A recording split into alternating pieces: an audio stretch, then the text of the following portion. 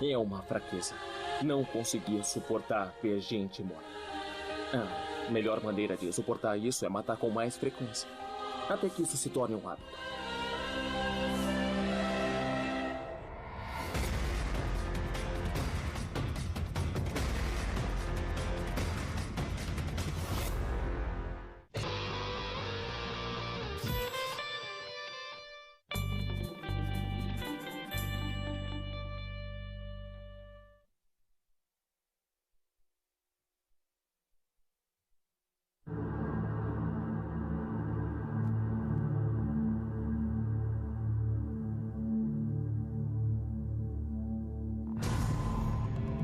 Esta é a tropa de elite nazista, a SS.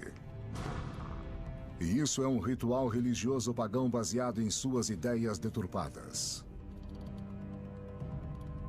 O partido nazista não era como os partidos políticos como conhecemos. Era um ritual. Eles faziam uma lavagem cerebral. Temos que entender esses sistemas de crenças, como os nazistas pensavam. Precisamos entrar na cabeça deles. É uma área na qual os historiadores não quiseram entrar. Eles não querem entrar na barriga da fera. O ritual da SS sonha em reconstruir um mundo antigo e sinistro em que super-homens arianos detêm poderes mágicos e as raças inferiores são suas escravas.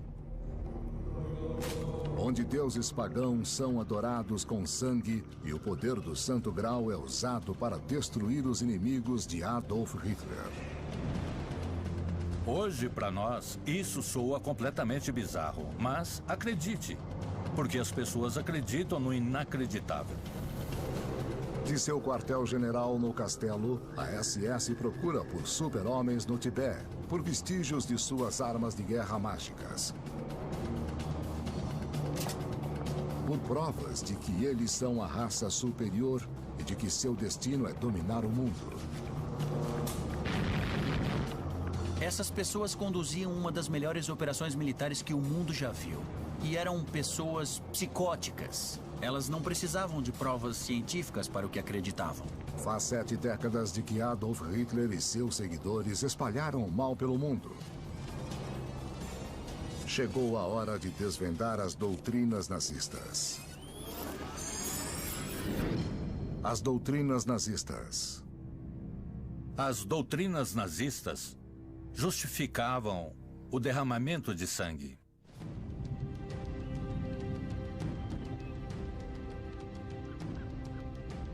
É o ano de 1939.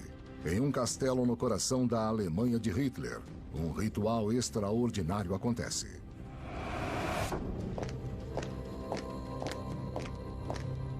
Esta é uma cerimônia de iniciação na fraternidade da SS. Uma iniciação que incorpora as doutrinas nazistas. Doutrinas de uma nova fé obscura. É a mesma coisa que uma cerimônia satânica. Ao mesmo tempo, era libertador.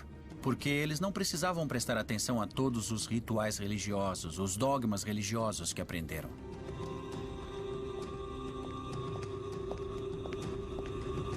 É como rasgar as páginas do passado e colar novas páginas. Este era o objetivo do movimento nazista.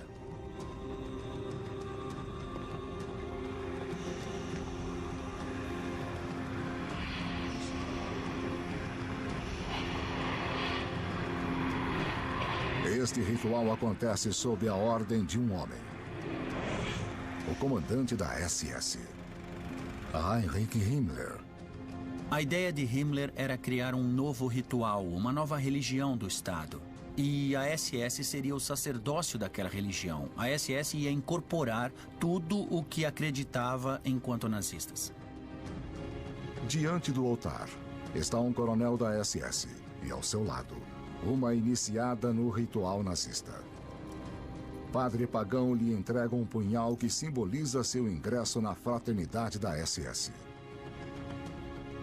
Depois, pão e sal, simbolizando a raça e a pátria alemãs que a SS prometeu proteger.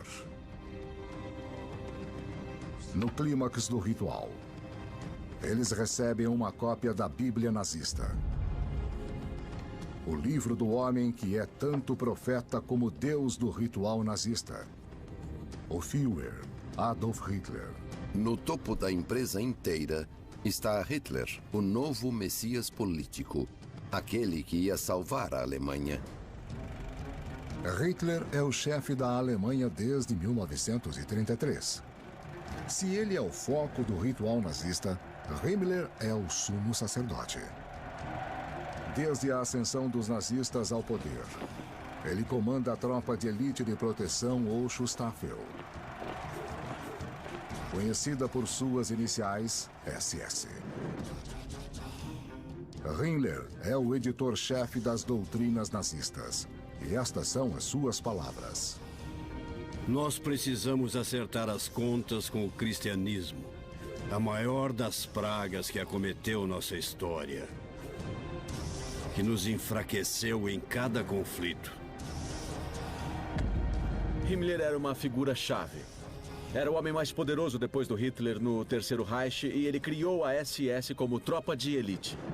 Por milhares de anos, a missão da raça ariana é dominar a Terra e dia após dia trazer cultura e felicidade. Este ritual é uma preparação vital para o maior sonho de Himmler: disseminar as doutrinas nazistas pelo mundo. Este ritual é um casamento nazista pagão.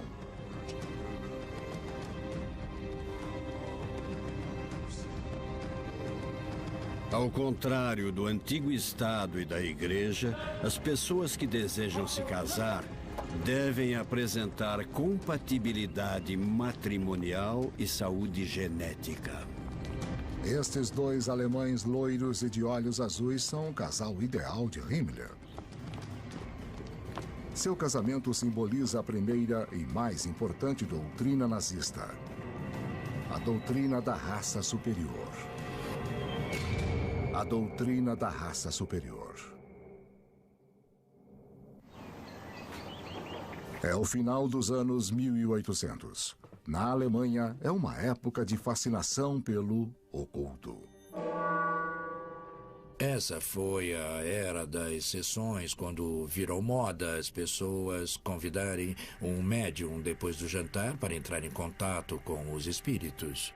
Milhares de pessoas participam de sociedades secretas ocultas. As pessoas podiam fugir da formalidade das salas de visitas vitorianas para conversar sobre o Oriente, sobre os hindus, sobre feitos fascinantes de faquires que flutuavam no ar, por exemplo. Os alemães não eram os únicos atraídos pelos mistérios do oculto.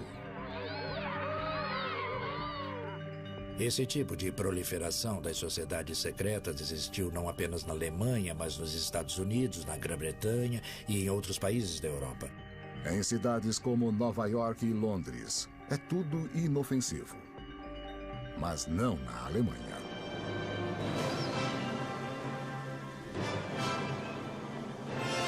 Eles fizeram uma mistura com uma tradição antiga do conceito folk alemão. O folk alemão era um conceito místico do que o povo representava. Em toda a Alemanha e Áustria, sociedades secretas se encontram para debater sobre uma questão-chave: quem é o povo alemão? A resposta é que os alemães são descendentes de uma antiga raça conhecida como ariana. O que define o ariano é seu físico, sua aparência. Eles são fortes, são poderosos, são musculosos, são loiros e valentes na guerra. É como uma história em quadrinhos. Eles queriam ser super-heróis, super-homens.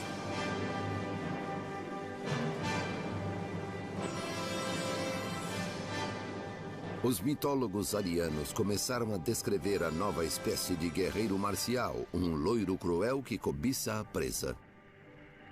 Super-heróis, loiros, fortes, criadores de cultura, uma raça distinta e superior. Na verdade, a raça ariana nunca existiu. Mas isso não impediu que surgissem incontáveis mitos sobre os supostos arianos. Alguns diziam que eles migraram do norte da Europa para o Tibete, ou da Atlântida, a cidade perdida sob o oceano, ou de uma misteriosa ilha chamada Thule. Thule quer dizer antigo paraíso nórdico, de onde a raça ariana deveria ter descendido. Era um paraíso frio, com gelo e neve. O ritual considera Thule o equivalente nórdico do tropical Jardim do Éden da Bíblia. Thule se tornou quase que uma ideia de um bastão de valores tradicionais que poderiam ser redescobertos e depois reexportados para a Alemanha e para o mundo moderno. Ideias sobre antigos arianos se tornam cada vez mais bizarras e populares. Um ritual até afirma que os arianos, na verdade, eram deuses. Eles sugeriam que esses deuses tinham poderes extraordinários de telecinésia e telecomunicação por meio de transferência, tudo isso baseado em seus poderes divinos. Como descendentes dos deuses arianos, os participantes do ritual acreditam que, um dia, os alemães podiam redescobrir esses poderes.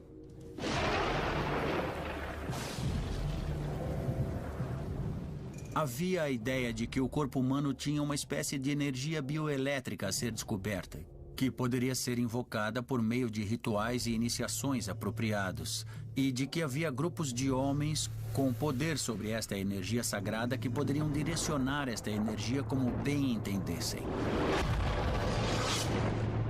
Se a pessoa aprendesse como controlar esse poder por meio de rituais e iniciações, ela seria imbatível. Ela não precisaria de armas ou de canhões ou de rifles, aviões, nem foguetes. Ela poderia direcionar esta energia ao inimigo e destruí-lo.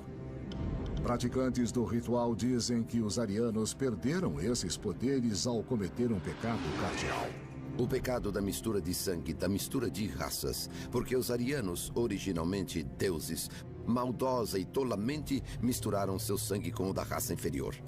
Segundo eles, é por causa da mistura de raças que os arianos viraram meros mortais.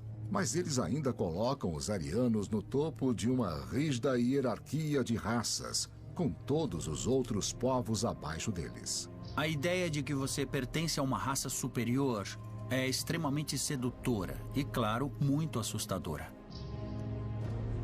Essas visões implicam a existência de tipos de raça, que são definitivamente um obstáculo para o pool de genes.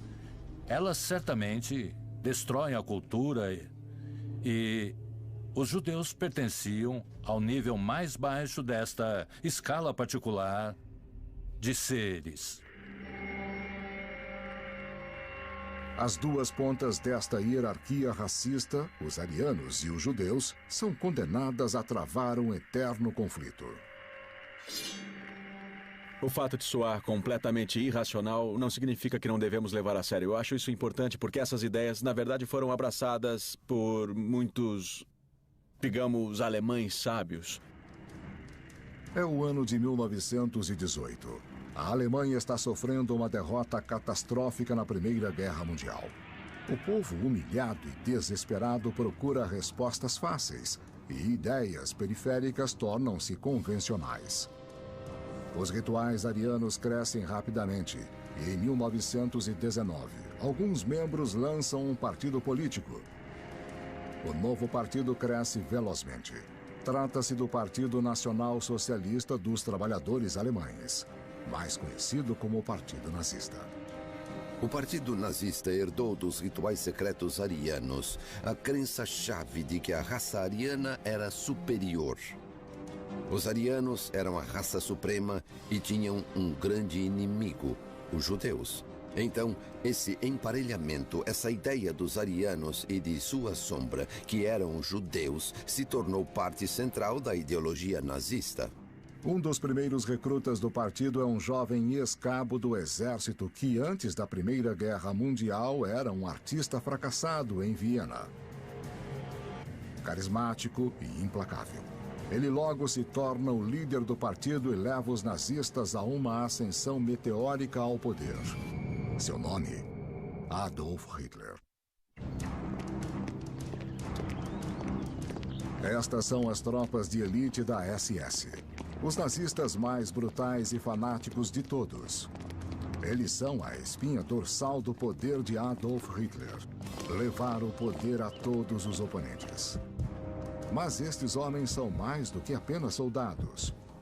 Eles são sacerdotes que vivem conforme segundo a doutrina nazista. A doutrina da SS.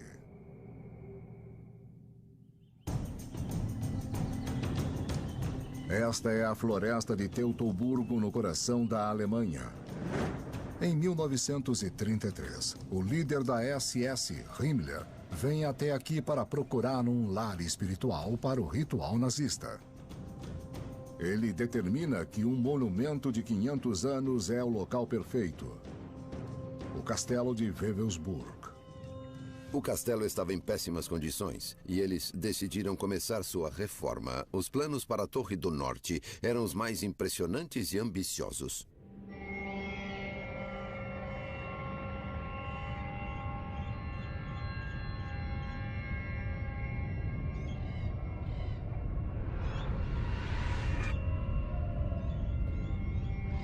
Na Torre do Norte, Himmler constrói o que ele chama de Hall dos Generais da SS. A ideia dele era fazer daquilo um Vaticano, um centro espiritual do Terceiro Reich. Aquilo seria, como ele dizia, o ponto central do mundo. Seria o eixo ao redor do qual o resto do mundo giraria. Seria essencialmente um castelo arrepiante. Não dá para imaginar nada mais assustador.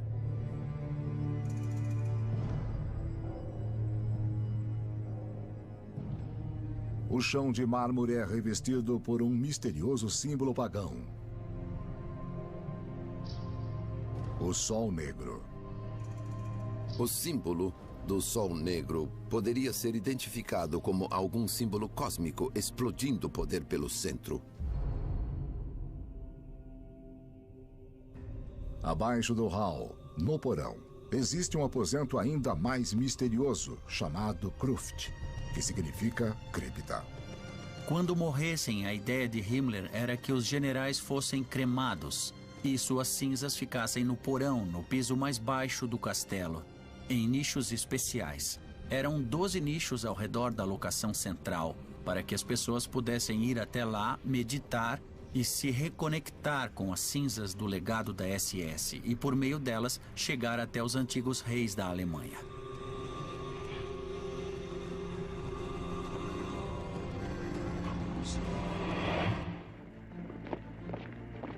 A SS surgiu em 1919, no início do Partido Nazista, como um movimento político em meio ao caos posterior à derrota alemã na Primeira Guerra Mundial. Perderam a guerra e havia uma enorme crise financeira. E isso levou a uma ruptura total de valores e crenças. A crise leva à hiperinflação. As economias do povo acabam repentinamente. A moeda ficou sem valor, as pessoas tinham que carregar pilhas de dinheiro para comprar pão e assim por diante. Para os nazistas, a derrota da Alemanha foi uma conspiração de comunistas e judeus. Eles apelam para o orgulho nacional. Os nazistas passaram uma boa impressão aos alemães. Eles não eram como os comunistas, desordenados, por vezes desleixados, indisciplinados. Eles pareciam espertos. Desconsiderando os compromissos da democracia, eles prometem uma política nova, com uma liderança forte e glória militar. Então, os alemães viram nesse partido quase tudo o que eles queriam ver. Esse foi o segredo do sucesso. Para acelerar sua ascensão ao poder, os nazistas recorrem à violência. Gangues de homens treinados intimidam, agridem e até matam oponentes políticos. A mais fanática delas é a SS, ou Schutzstaffel, que significa tropa de proteção. O principal destaque da SS é Himmler. No ano de 1929, eu fui convocado pelo Führer a assumir a liderança de todas as unidades da SS em todo o Reich. Eram 280 homens no total. E eu devia transformá-los em uma organização de elite confiável do partido.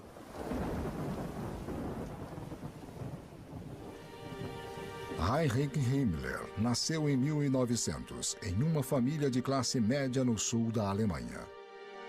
Himmler não era o arquétipo do super-homem ariano. Ele não era loiro, não era alto e não era forte. Na verdade, ele era justamente o oposto de tudo isso. Mas ele era o garoto da classe que todo mundo mais temia.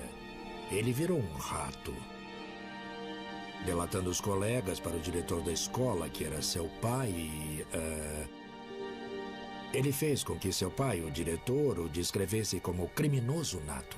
Aos 19 anos, Himmler vai à Universidade de Munique estudar agronomia. Ele se forma em 1923, mas não consegue um emprego. Com bastante tempo livre, ele se dedica à política nazista e estuda os ideais dos cultos secretos arianos. Himmler estava obcecado pela ideia de que havia uma antiga raça superior que, com o decorrer do tempo, havia sido corrompida, mas que poderia ser purificada de novo e fortalecida de novo. Pouco depois de Himmler se tornar líder da SS em 1929, o Partido Nazista leva um forte impulso com a queda de Wall Street e a Grande Depressão que assola o mundo.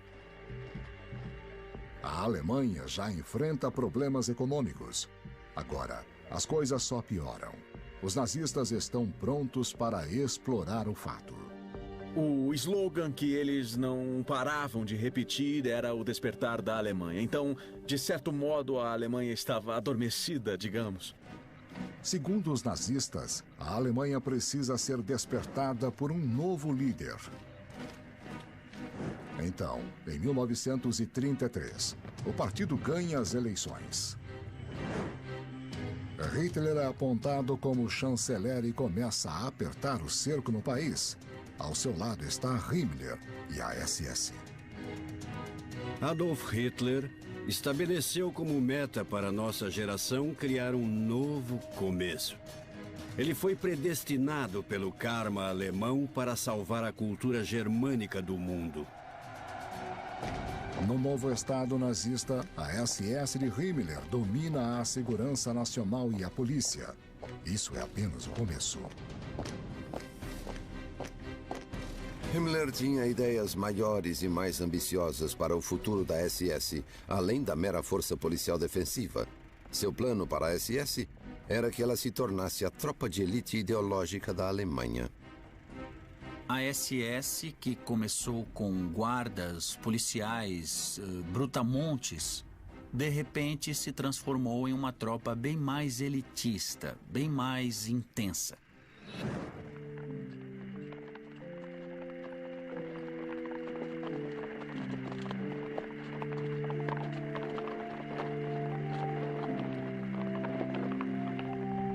Nunca se esqueçam, nós somos uma ordem cavaleiresca, da qual ninguém pode ser retirado, para a qual todos são recrutados pelo sangue e pela qual todos se entregam de corpo e alma. A inspiração de Himmler era a ordem cavaleiresca medieval, como os templários ou os cavaleiros teutônicos, ou mesmo os míticos cavaleiros da mesa redonda do rei Arthur. Logo, ele começou a expressar ideias de cavalaria ou nobreza. A SS, então, iria se tornar praticamente a nova supernobreza da Alemanha nazista. O diário de um jovem recruta revela o apelo da nova ordem nazista de cavaleiros. Eu fui tomado por um desejo ardente de pertencer a esse grupo.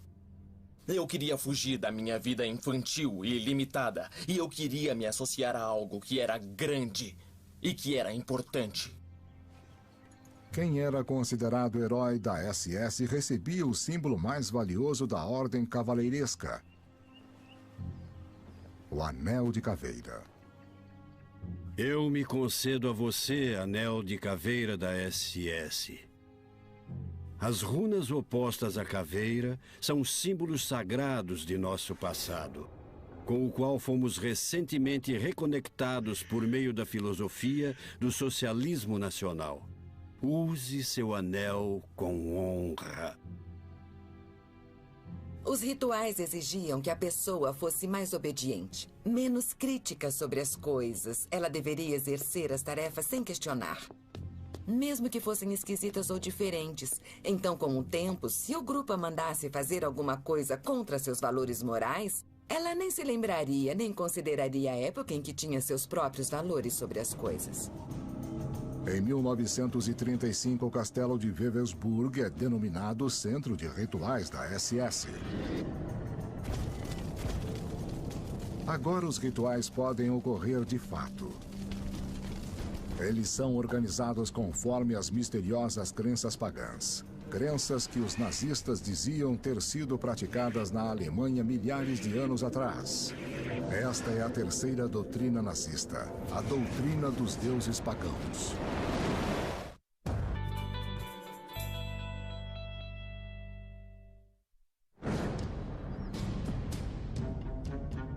Em 1933, os nazistas assumem o poder na Alemanha. Adolf Hitler exerce poder absoluto e tem ao seu lado Himmler, líder da tropa de elite nazista, a SS. Hitler é o idealizador político. Himmler é o arquiteto de um renascimento religioso que deveria substituir o cristianismo alemão pelo paganismo. Himmler acreditava que os deuses pagãos eram criaturas vivas que haviam existido ou talvez ainda existissem no mundo e tinham superpoderes. Ele acreditava em superpoderes. A doutrina dos deuses pagãos.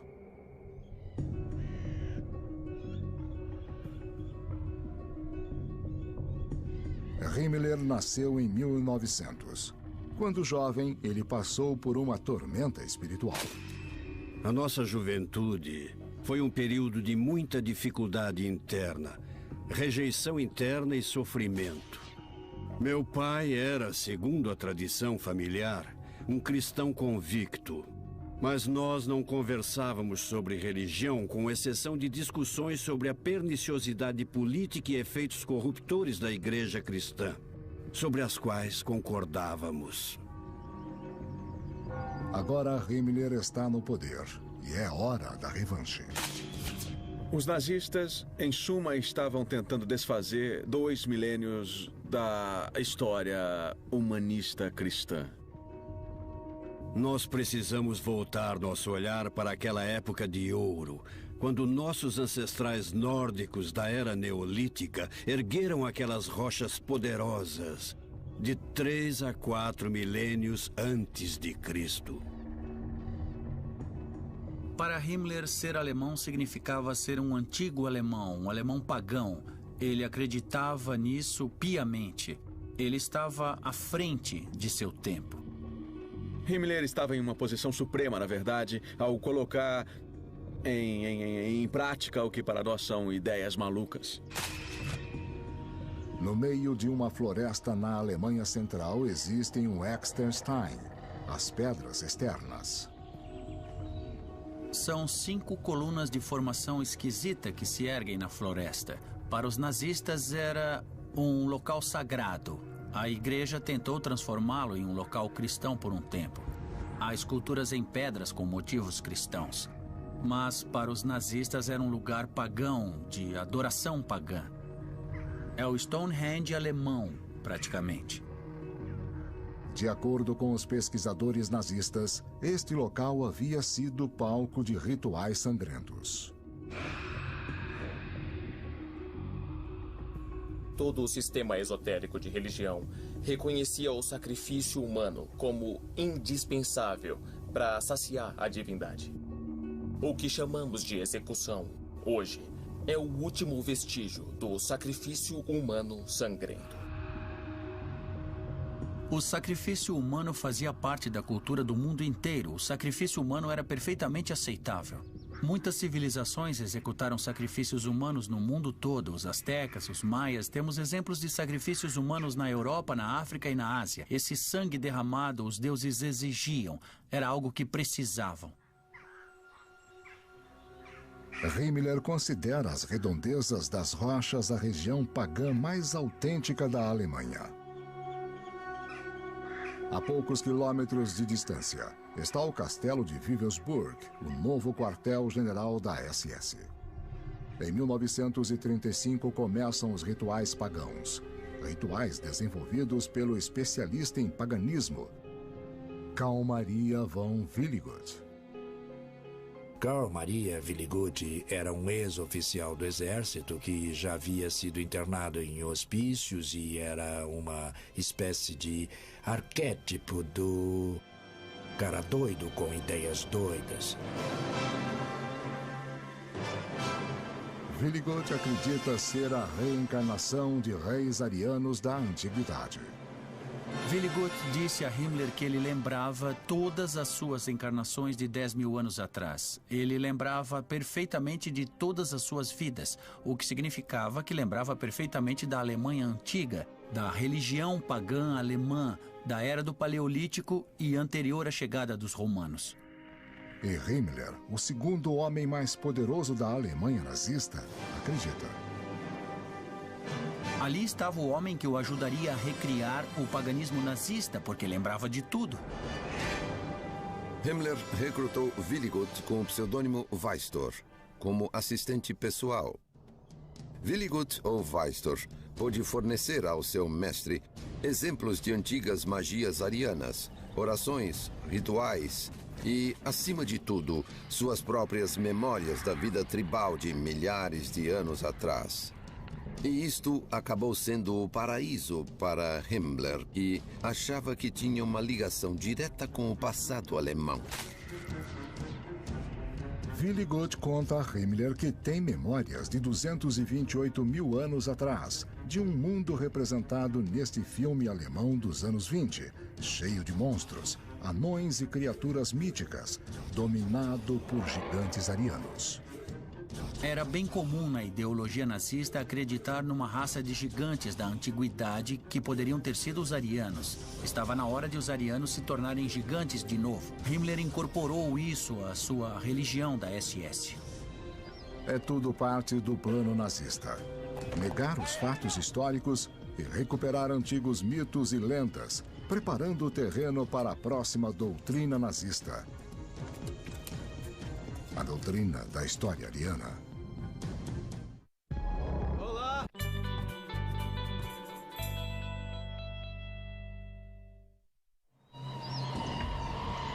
Castelo de Wewelsburg, coração da Alemanha.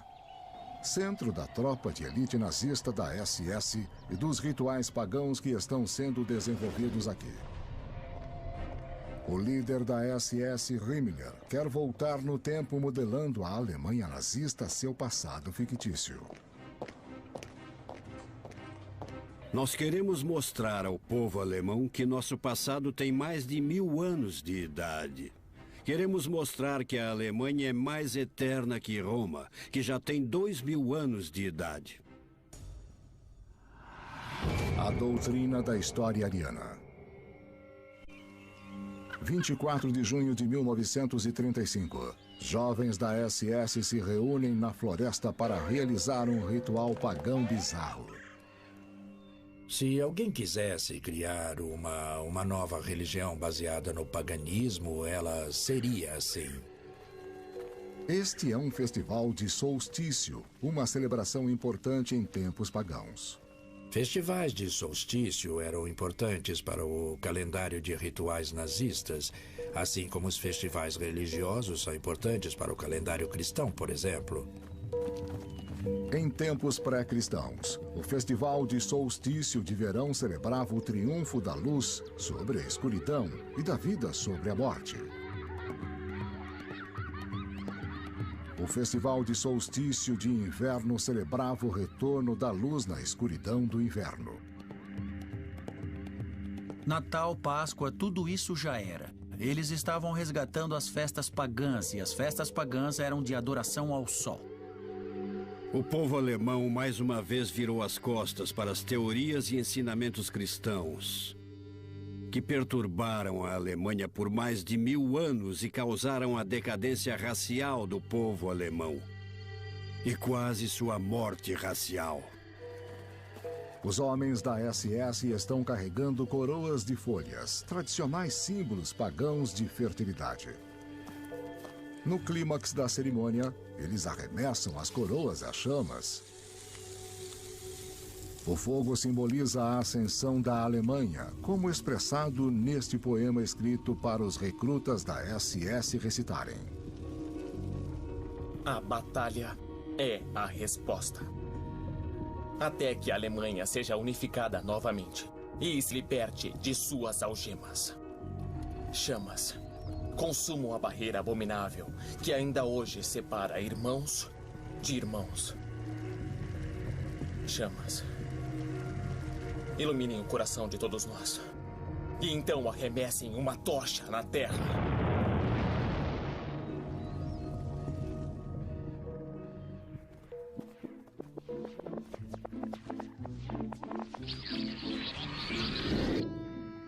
Os nazistas também estabeleceram festivais que celebram a história e cultura alemãs.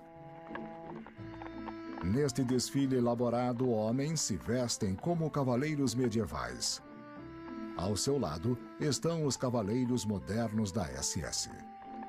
Muito do senso de identidade nacional da Alemanha é baseado na história, e os nazistas usavam isso. Eles queriam recriar ou queriam incutir uma nova forma de identidade nacional. Por isso, eles selecionam uma miscelânea do passado alemão que se encaixa numa doutrina específica.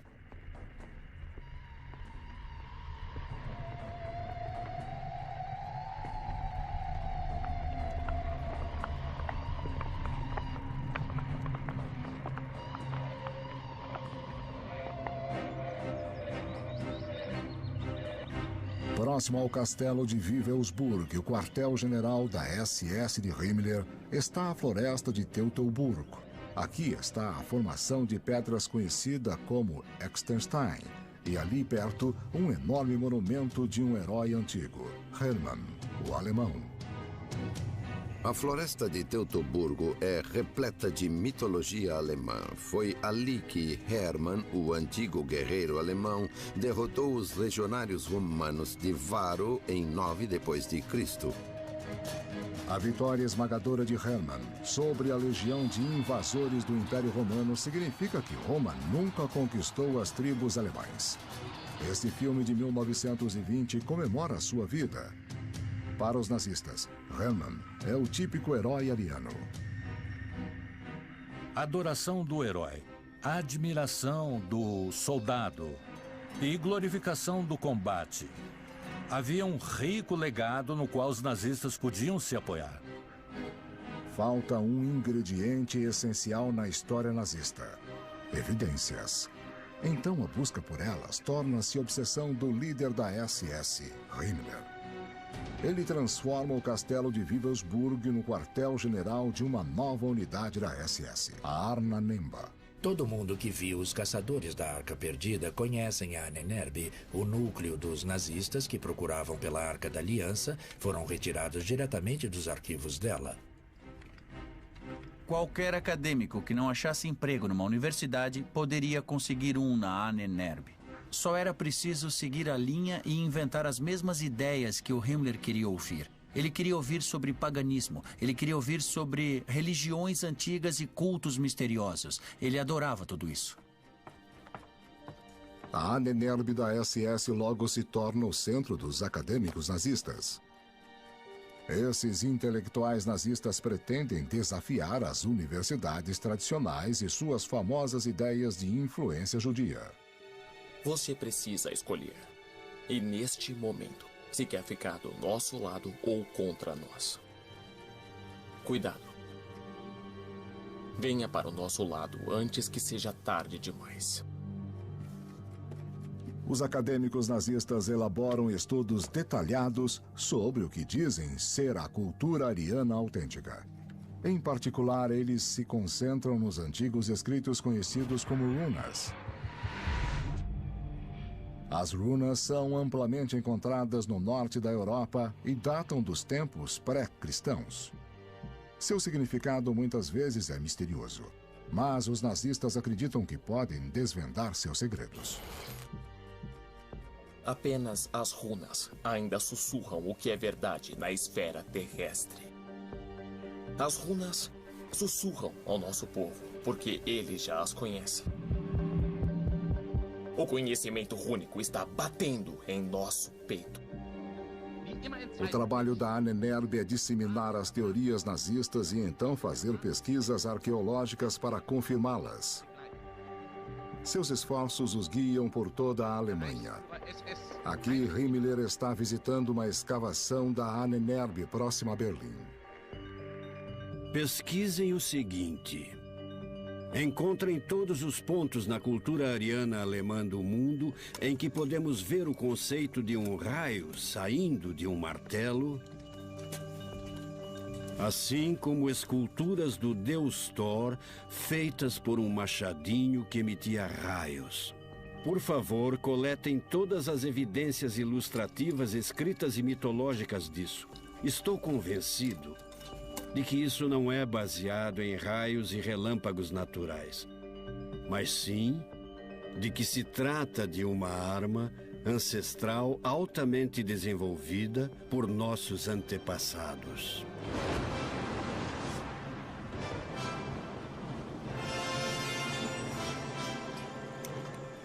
A Ahnenerbe logo encontra a evidência certa. Quando cavamos em solo alemão, em pontos extremos do campo, a poucos centímetros abaixo da superfície, encontramos peças preciosas de cobre, prata e ouro. A qualidade da manufatura, do artesanato e a beleza clássica são difíceis de alcançar mesmo para nós, homens modernos e avançados tecnologicamente. É tudo absurdo. A Ahnenerbe está apenas contando as histórias que Himmler quer ouvir. Era a Alemanha, a terra da cultura e ciências magníficas. E, de repente, ela desviou para essa outra área, uma área de ciência racial, que acredita na Atlântida em poderes místicos. É uma coisa quase impossível de entender hoje. O homem que liderou a força policial mais temida que a história já viu acreditava nessas coisas impossíveis. É importante entendermos isso. As aventuras arqueológicas da SS estão apenas começando. Himmler está decidido a encontrar uma relíquia lendária que fascinou escritores e estudiosos em toda a história. O Santo Graal.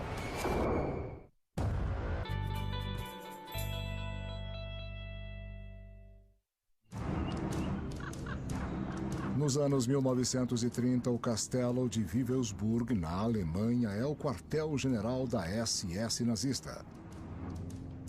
Seu líder, Himmler, segue o modelo da Ordem de Cavaleiros Medievais como o Rei Arthur e os Cavaleiros da Mesa Redonda.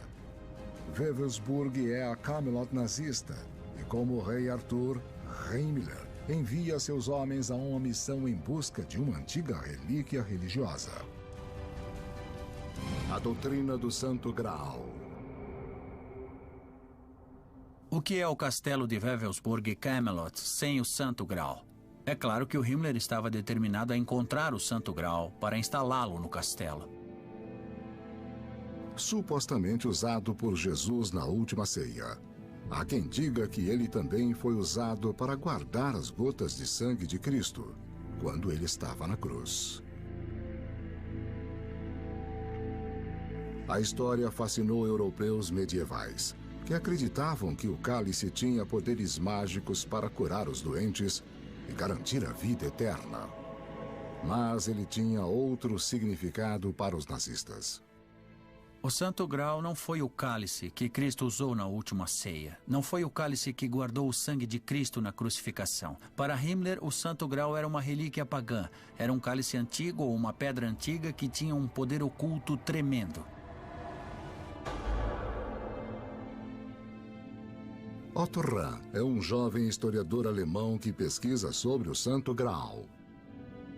Seu trabalho chama a atenção do assistente de Himmler, Karl Maria von Willigut, que estava prestes a mudar a vida de Otto para sempre.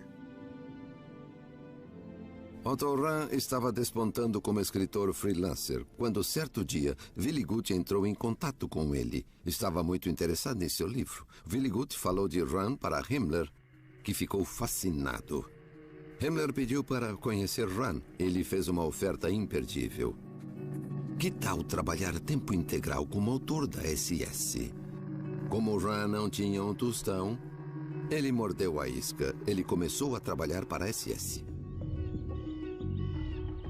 Otto viaja para o antigo castelo de Monte Segur, nas montanhas Pirineus do sul da França.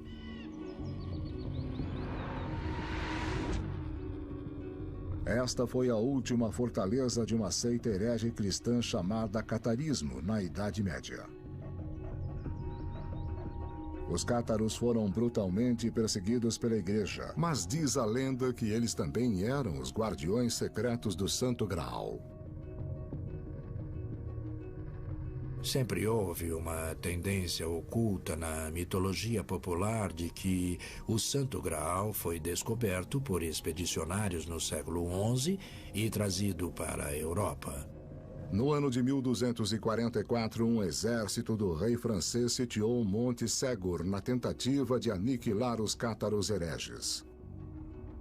Meses depois, os cátaros se renderam e foram massacrados no sopé da montanha.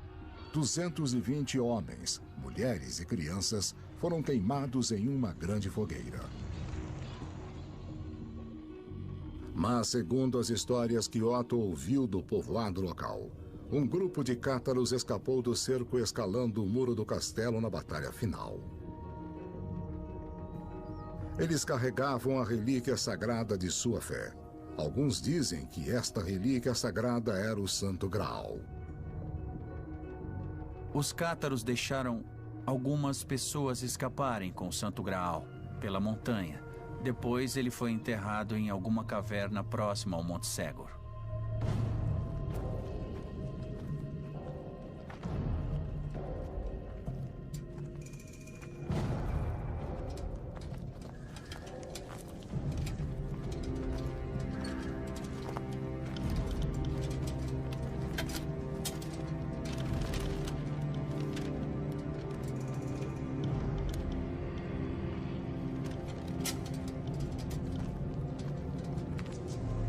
Motivado pelas lendas locais, Otto começa a explorar a misteriosa caverna nas profundezas de Monte Segur. Os cátaros teriam escondido o Santo Graal aqui 700 anos antes. Ele achou evidências da habitação dos cátaros nas cavernas. Ele viu escritos nas paredes que sugeriram que os cátaros haviam estado lá e escondido algo.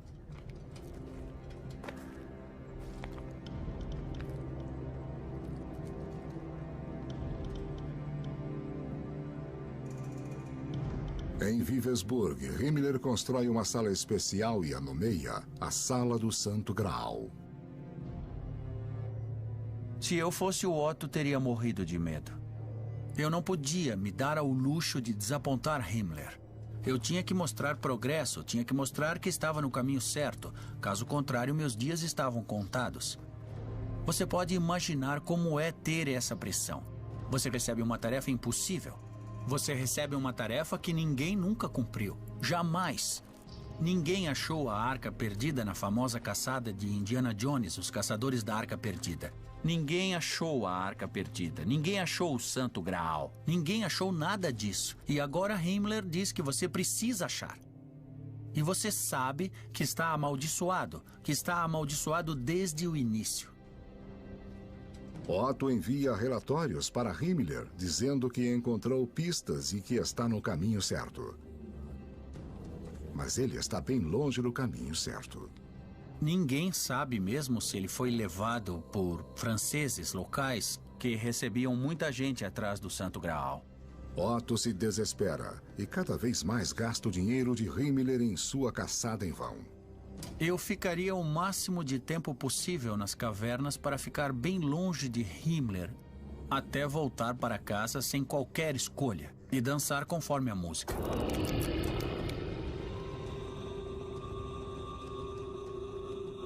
Eu não queria estar na pele do Otto. Esse, com certeza, não é o tipo de ambiente acadêmico que nós buscamos para a carreira, com a SS te dando ordens.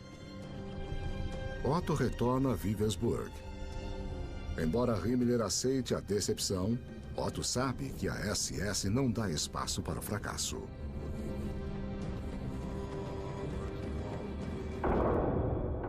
Ran era um esteta, ele era um intelectual. Ele também era homossexual, o que era uma coisa que não ficava bem na SS. Ele começou a levar uma vida dupla sofrida e esquisita. É apenas uma questão de tempo até que Himmler descubra as verdades sobre Otto. Sua homossexualidade foi descoberta e Ran pediu para sair da SS. Era um fato muito raro alguém pedir para sair da SS. Ele caminhou nas montanhas do Tirol em uma tarde de março de 1939 e seu corpo foi encontrado 6 meses depois, ficando evidente que ele cometera suicídio. A morte de Otto representa o fim de busca nazista pelo Santo Graal. Himmler logo desenvolve outra obsessão. Para tentar provar as teorias racistas nazistas, ele envia pesquisadores da SS para o teto do mundo, para o reino misterioso do Tibete. Nós pretendemos estudar a atual situação antropológica por meio de medidas, pesquisas de traços, fotografias e moldes. E queremos coletar material sobre proporção, origens, importância e desenvolvimento da raça nórdica nesta região. Os cientistas nazistas atravessam alguns dos cenários mais extremos do mundo, a bordo de cavalos nas montanhas Himalaias, até o deserto árido do Planalto tibetano. A SS busca pistas de seus ancestrais perdidos, a raça mítica dos super-homens arianos. Himmler estava convencido de que os antigos arianos se estabeleceram no Tibete e se isolaram contra as enchentes do mundo. Portanto, o Tibete teria resquícios marcantes da civilização ariana. Precisamos lembrar que nos anos 20 e 30 havia muita mistificação sobre o Tibete. Os lamas e seus poderes místicos eram muito importantes para os nazistas. Os lamas tibetanos tinham poderes de levitação, eram capazes de aturar temperaturas extremas, caminhar através de paredes, saber do futuro e do passado. A SS estuda a cultura tibetana e analisa suas características raciais. O que os tibetanos acharam disso não foi gravado. Eles gastaram muito tempo medindo os tibetanos, seus corpos, o tamanho de seus crânios, o tamanho de seus braços, para estabelecer se eles tinham alguma relação racial com os arianos e os europeus. Como os arianos nunca existiram, é evidente que os nazistas não encontraram vestígios da raça, por mais que tentassem.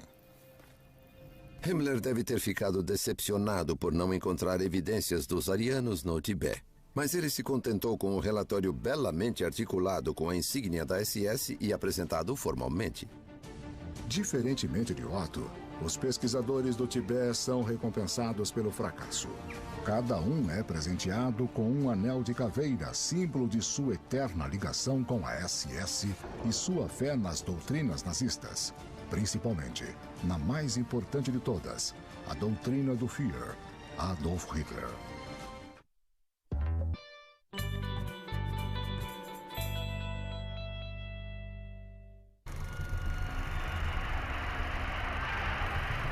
Nos anos 1930, alemães de todas as idades são tomados pelos rituais dos nazistas de manipulação e lavagem cerebral.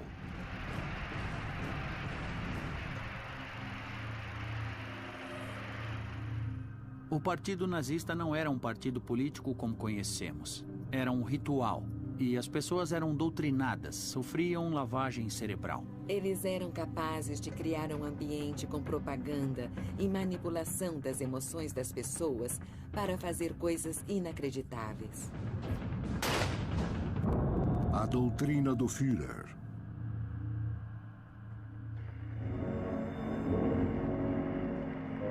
É 1934 e o autoproclamado salvador da Alemanha está prestes a chegar à pequena cidade de Nuremberg. 250 mil pessoas aguardam para recebê-lo. Este famoso documentário, Triunfo da Vontade, mostra sua descida das nuvens como um semideus. A cidade inteira está ansiosa. O Führer, Adolf Hitler, chegou. Meus parentes de Munique comentaram sobre isso na minha infância. Alguém disse que queria ouvir o Hitler, o discurso dele, porque podia ter certeza de que seria uma baita experiência. As músicas, as marchas e o entusiasmo da multidão. A forma como Hitler massageava o ego da plateia. Como ele a tinha na palma de suas mãos. Jovens nazistas cantam e recitam poemas em homenagem a Hitler. Se você nos pedir o que nós temos, nós daremos para você. Porque nós acreditamos em você. Nós juramos lealdade a você. E ninguém pode quebrar esse juramento. Nem você. Somente a morte pode fazê-lo.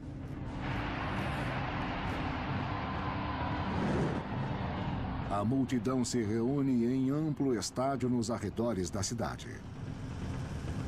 Ondas de ansiedade tomam os fiéis nazistas. Em milhares de olhos, a última esperança é vislumbrada. Em milhares de corações, um grito mudo irrompeu. O Führer. Faça-nos vassalos. Senhor.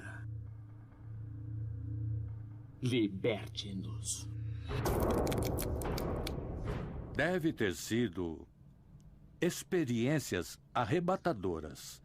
Eles entusiasmavam as pessoas e elas voltavam revigoradas com um novo senso de dever ou propósito, como se tivesse ido a uma missa, ou a um jogo de futebol, ou a um festival de rock que empolga as pessoas como zumbis. Elas esquecem sua individualidade e começam a gritar em uníssono.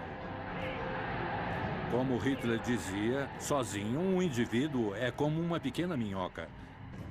Mas na multidão, ele se torna um dragão imenso.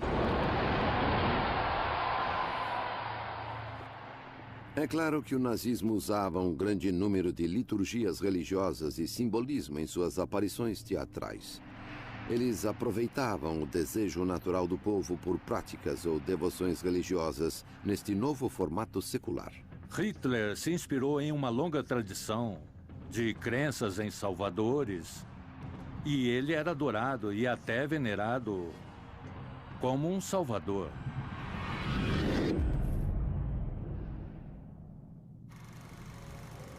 Uma tecnologia avançada leva o culto do Führer a todos os alemães, mesmo aqueles que nunca foram a Nuremberg.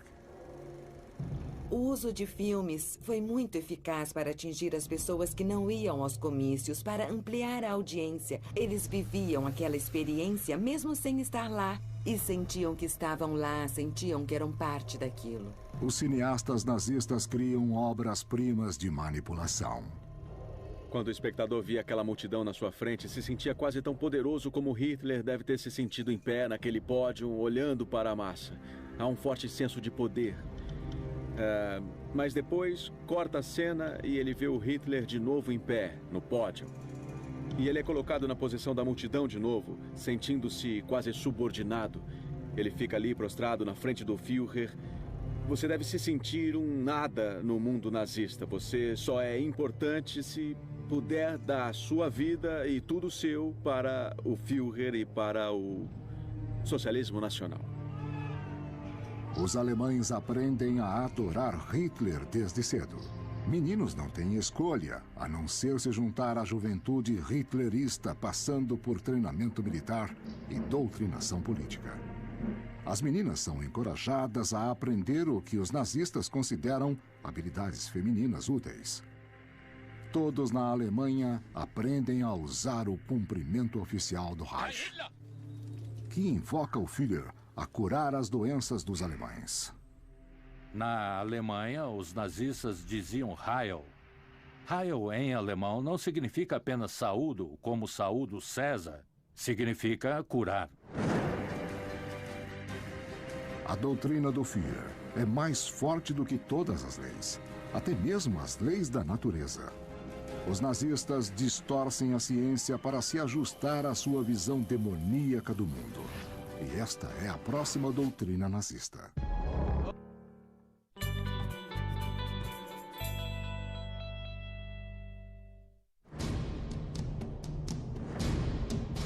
No final dos anos 30, o Partido Nazista de Adolf Hitler exerce total poder na Alemanha.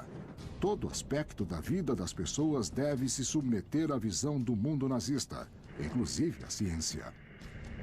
Se você pensar bem, essas pessoas estavam governando o país. Essas pessoas estavam conduzindo uma das melhores operações militares que o mundo já viu. Essas pessoas estavam desenvolvendo armas de destruição em massa. E essas eram pessoas psicóticas. Elas não precisavam de provas científicas para o que acreditavam. A doutrina da ciência ariana.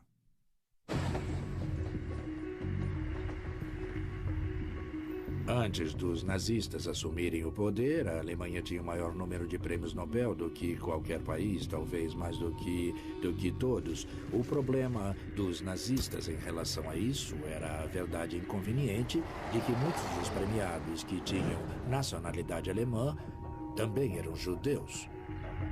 Na Universidade de Berlim, Albert Einstein desenvolveu sua teoria da relatividade, um dos maiores saltos intelectuais da humanidade. Mas Einstein era judeu, e para os nazistas, isto significava que suas teorias deviam ser incorretas.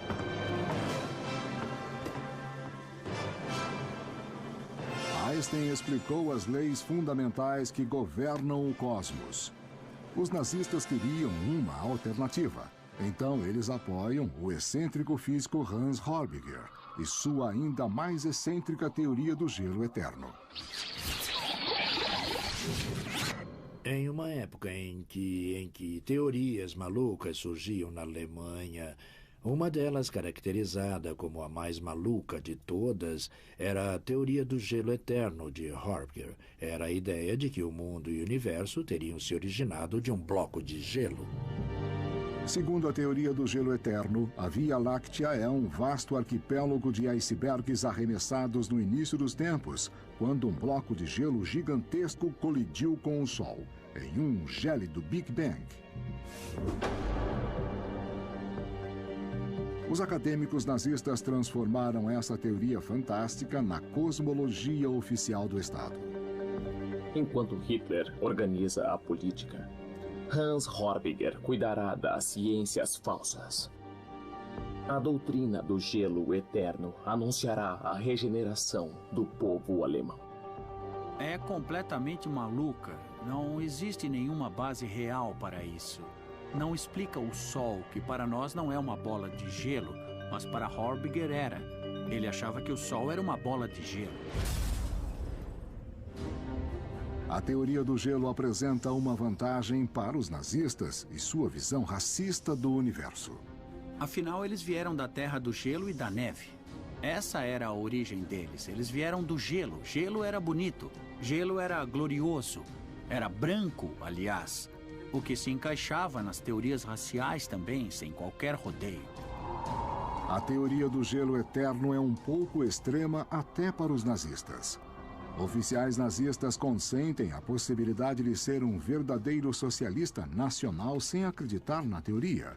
Mas era obrigatório acreditar no princípio central do nazismo. a raça superior ariana. Nós somos, como podemos admitir orgulhosamente, com base nas pesquisas raciais mais recentes e completas, o povo mais antigo da Terra.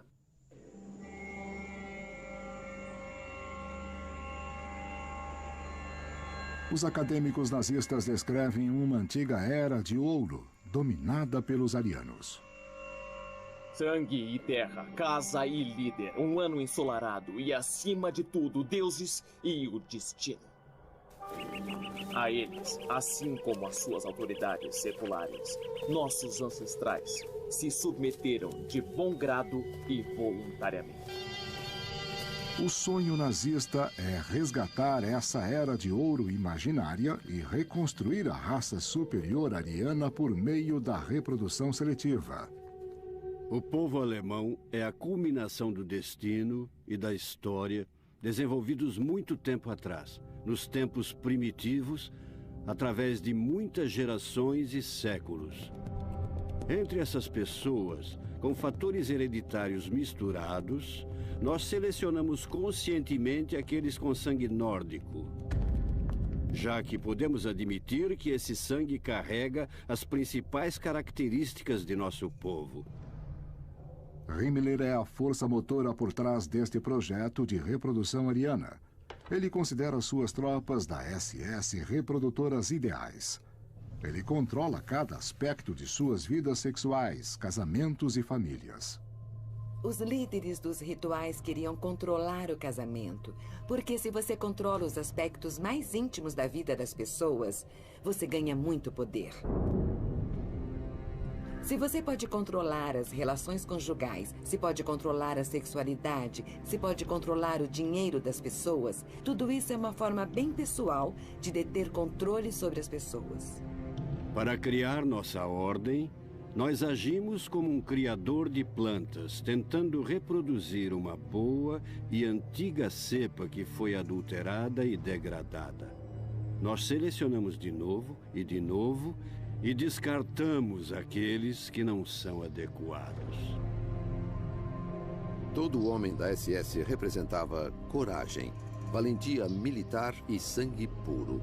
Por isso, encontrar uma noiva ariana adequada era importante para garantir sua progenie e sua linhagem. Assim, o casamento era uma espécie de pacto para produzir muitas crianças arianas. Nós somos obrigados, sempre que conhecemos alguém, a considerar nossos princípios de sangue, seleção e resistência. A lei da natureza é exatamente essa. O que é resistente, o que é forte, é bom. Esta imagem de arquivo mostra o projeto de reprodução nazista em vigor. Esses bebês inocentes foram concebidos para isso. Seus pais foram reunidos para construir a raça superior e prepará-la para dominar o mundo. Segundo as doutrinas nazistas, você só pode ter uma participação bem-sucedida nesta guerra de conquista mundial se você tiver raça pura. Mas naquela época, nos anos 20 e 30, a raça da Alemanha estava corrompida, então levaria anos de reprodução, anos de reconstrução para criar uma raça forte o suficiente para travar essa guerra. Ao longo dos anos, o processo de reprodução e seleção de sangue deve continuar, acompanhado pela eliminação daqueles que forem incompatíveis conosco em termos de caráter, força de vontade e, consequentemente, de sangue.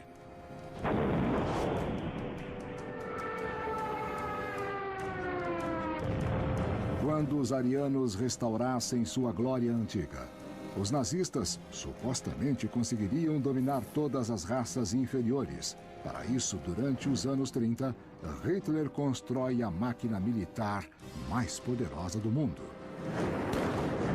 Sua meta é escravizar as raças inferiores em um império alemão que perdurará por 1000 anos.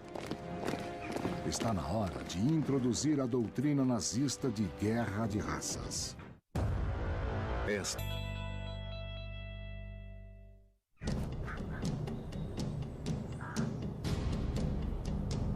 Os nazistas se veem como a raça superior ariana. Seu destino legítimo é dominar o mundo. A guerra é uma parte integrante das doutrinas nazistas no sentido de que as raças sempre vão colidir, sempre vão conflitar. É uma luta por sobrevivência. Você não pode simplesmente coexistir, você precisa se defender militarmente. A doutrina da guerra de raças. A crença nazista sobre conflito de raças vem de uma má interpretação de uma das maiores descobertas da ciência: a teoria da evolução de Charles Darwin. Darwin falou da sobrevivência dos mais fortes. Significava que os mais fracos ficavam para trás. Isso se encaixava perfeitamente na teoria racial dos nazistas. Eles acreditavam que eles eram os mais fortes. Na teoria de Charles Darwin, as espécies se adaptam a seu meio ambiente. E aqueles que o fazem melhor, que ele chamou de mais fortes, sobrevivem e prosperam mais. Esse processo de constante adaptação e desenvolvimento explica a incrível variedade do mundo natural. Mas Darwin não tinha nada a dizer sobre raças humanas distintas. Para ele, os seres humanos são apenas uma espécie particularmente bem-sucedida. As doutrinas dele foram distorcidas nesse sentido. Existe uma seleção natural em andamento, um conflito incessante. O que parece que Darwin fez foi autorizar a ideia de conflito, luta. A natureza é cruel e impiedosa.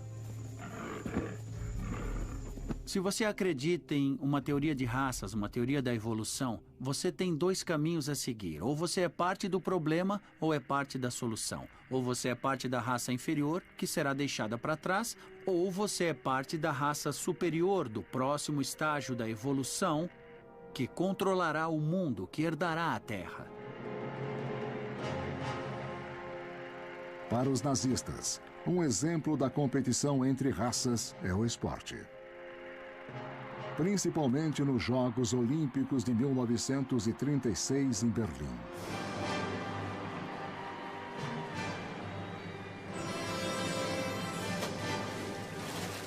Hitler acredita que suas Olimpíadas serão uma vitrine da superioridade ariana. Este filme de propaganda do campo de treinamento alemão idealiza o físico ariano. Apenas espécimes plenas poderiam representar a Alemanha. Alguns dos treinamentos da Alemanha são bizarros, mas os nazistas levam as Olimpíadas muito a sério.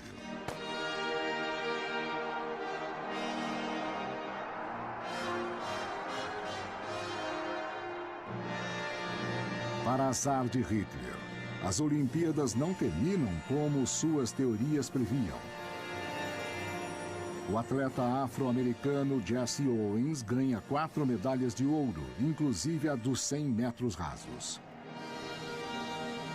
Mas, segundo a teoria nazista, o atletismo é apenas um teste para a verdadeira competição entre raças, a guerra. No verão de 1939, Hitler levou a Europa à iminência do conflito. A Grã-Bretanha e França tentaram manter a paz, mas a paz não tem lugar nas doutrinas nazistas. Se a guerra é a regra e produz grandes inovações e grandes virtudes heróicas, então a paz eterna, é o fim da civilização. No dia 1º de setembro de 1939, as tropas de Hitler atacam o leste pela Polônia. Grã-Bretanha e França prometem dar apoio aos poloneses. Agora, eles mandam um ultimato a Hitler: saia da Polônia ou iremos à guerra. Não faz efeito. Hitler se via como uma espécie de messias. Hitler acreditava que ele ia trazer a salvação para o resto da raça humana. Ele precisava fazer isso. Ninguém vira um messias e fica em casa. Tem que disseminar a palavra. No dia 3 de setembro, Grã-Bretanha e França declaram guerra à Alemanha. A Segunda Guerra Mundial começa de fato. Nos próximos 6 anos, ela atingirá 4 continentes e destruirá 61 milhões de vidas. O nazismo é como um tubarão, ele precisa se mexer para se manter vivo, ele precisa estar continuamente em guerra. E a paz, a coexistência em paz, não faz parte do programa. Eles iam subjugar os povos do mundo. Esse era o plano deles. A Europa em primeiro lugar, depois o resto do mundo. Ele deixou a Ásia para os japoneses, a América do Norte por si só e a América do Sul sozinha. Mas ele havia instituído uma rede de associações alemãs em toda a América do Norte e do Sul. Ele estava preparado para dominar e derrubar os governos das Américas também. O próximo passo de Hitler, depois da Polônia, é atacar a Europa Ocidental em maio de 1940, assolando os Países Baixos e a Bélgica, para depois atacar a França. Os britânicos voltam para o canal inglês. A total dominação nazista da Europa parece certa. Apenas a resistência de Churchill e a vitória heróica da Força Aérea Real Britânica na Batalha da Grã-Bretanha impedem o avanço dos nazistas. É a primeira derrota de Hitler, mas ele logo desvia sua atenção para um plano maior. Em junho de 1941, ele inicia uma invasão à União Soviética. Uma série de batalhas titânicas e vitórias impressionantes convencem os alemães de que eles realmente são a raça superior. No inverno, os homens de Hitler estão nos portões de Moscou. Neste momento crítico, a loucura da ciência nazista ajuda a mudar o curso da história. De alguma maneira, os cientistas nazistas e todos os seus meteorologistas acharam que o inverno daquele ano na Rússia seria brando.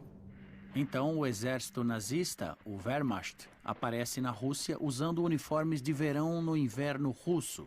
Mas o que aconteceu foi um dos piores invernos já registrados. E os soldados alemães morreram congelados. Foi um terrível desastre para o exército alemão, baseado em uma ciência maluca. Não é a única maneira que as teorias malucas nazistas ajudam a selar o destino da Alemanha. Segundo as doutrinas nazistas, o ataque de Hitler à União Soviética faz muito sentido. Os nazistas consideram os eslavos uma raça inferior e a conquista do leste seria o destino ariano.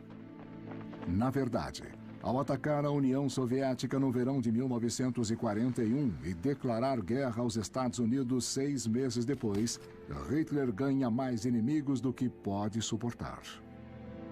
Logo, ele enfrenta o poder conjunto dos Estados Unidos, da Rússia e do Império Britânico. Ainda assim, os aliados levariam 3 anos para dominar a Alemanha de leste a oeste. 3 anos durante os quais a guerra de raças nazista veria os crimes mais chocantes da história. Crimes que são a conclusão lógica de todas as doutrinas nazistas, cujas ideias deturpadas nasceram nos cultos secretos arianos. A ligação entre os rituais secretos arianos e o Holocausto está enterrada na raça superior ariana e sua batalha, sua luta contra os judeus. Uma vez que os arianos e os judeus foram rivalizados como arquétipos em alguma espécie de batalha cósmica, foi fácil para os rituais secretos arianos e a ideologia nazista identificarem a destruição dos judeus como única solução, a solução final para os arianos dominarem o mundo. As vitórias de Hitler levam cerca de 9 milhões de judeus ao controle dos nazistas. Agora, os nazistas têm a chance de terminar sua tão famosa guerra de raças de uma vez por todas. Esta solução final ficará a cargo da SS de Himmler. Eles conduzem a matança de civis, campos de concentração e câmaras de gás. A última doutrina nazista é a mais aterrorizante de todas. É a doutrina do genocídio.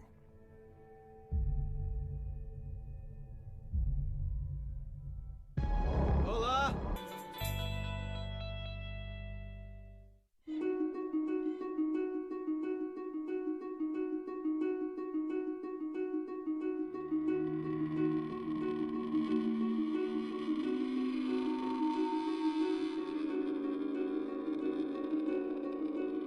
Os nazistas veem a Segunda Guerra Mundial como uma guerra entre a raça superior ariana, os alemães, e as raças inferiores, como os russos e outros eslavos, e principalmente os judeus.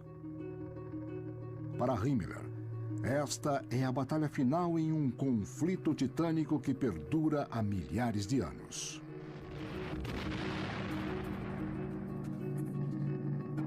Em todo o tempo em que houve homens na Terra, a batalha entre raças humanas e raças subhumanas foi uma regra histórica.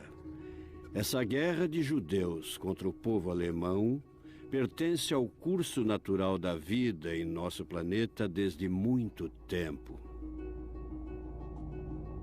A doutrina do genocídio. Nos territórios recentemente conquistados por Hitler, a SS de Himmler tem a missão de pôr fim à guerra de raças de uma vez por todas, exterminando os judeus. É o que os nazistas chamam de solução final.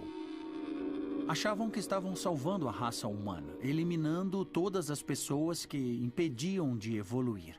É um conceito espantosamente sinistro, e só precisamos olhar o progresso da guerra para entender como eles levavam o assunto a sério. As primeiras matanças acontecem nas florestas da Europa Oriental em 1941. As forças-tarefa da SS levaram homens, mulheres e crianças a fossos da morte, matando-os aos milhares, sem nenhuma pausa ou piedade. Em um discurso frio feito a oficiais da SS em 1943, no auge do Holocausto, Himmler diz aos matadores para terem orgulho de seu trabalho. A maioria de vocês saberá o que significa quando 100 cadáveres estão deitados um ao lado do outro. Ou 500. Ou 1000. Ter suportado isso e mantido a decência é o que nos torna fortes. Essa é uma página gloriosa da nossa história.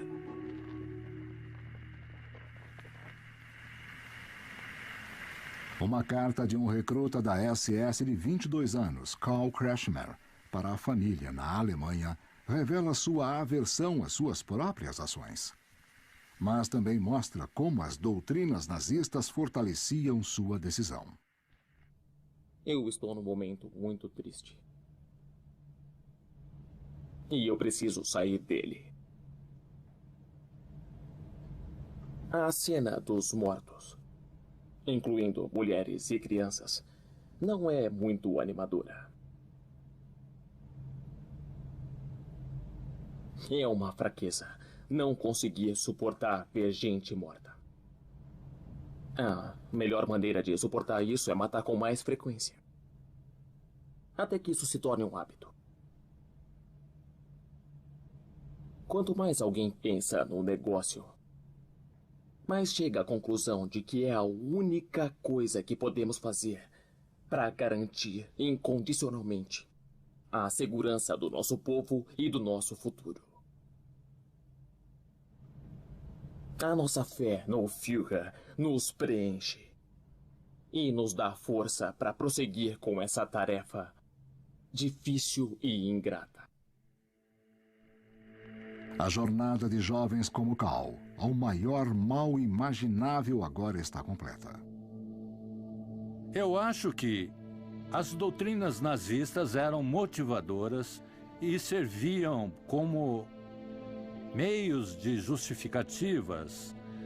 Elas justificavam o derramamento de sangue.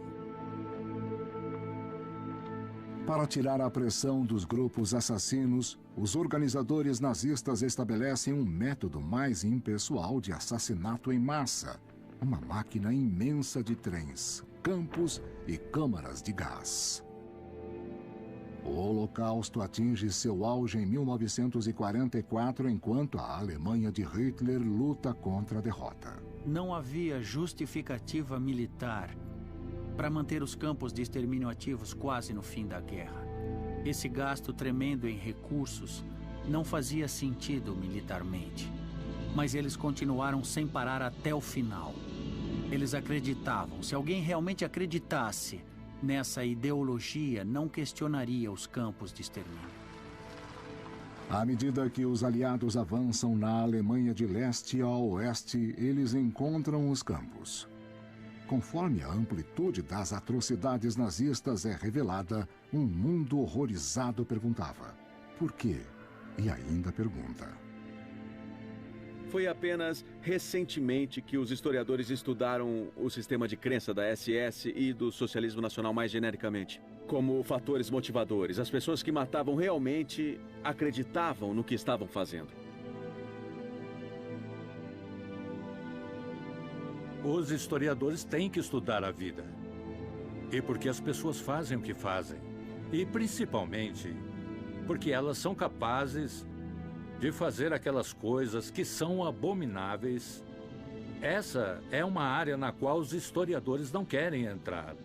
Eles não querem entrar na barriga da fera. Em 30 de abril de 1945, após perder a guerra, Adolf Hitler se suicida em seu bunker em Berlim em 22 de maio.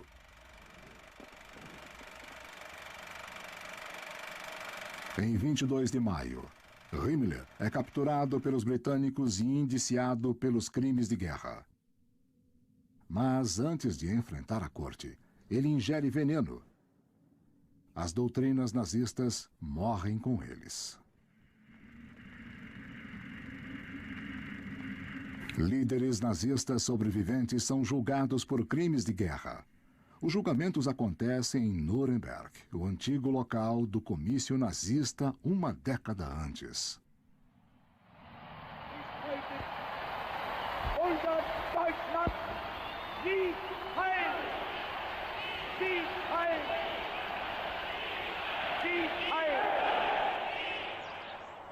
Os julgamentos dos crimes de guerra ajudam os alemães a enfrentar as atrocidades cometidas em seu nome. E a começar a questionar por que tantas pessoas acreditaram, ou ao menos aprovaram, os sonhos deturpados dos nazistas. Para entender o que aconteceu na Alemanha entre 33 e 45, as doutrinas nazistas não são apenas úteis, mas completamente essenciais. Ideias têm consequências.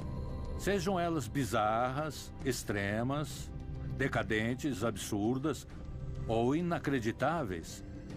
Acredite, porque as pessoas acreditam no inacreditável.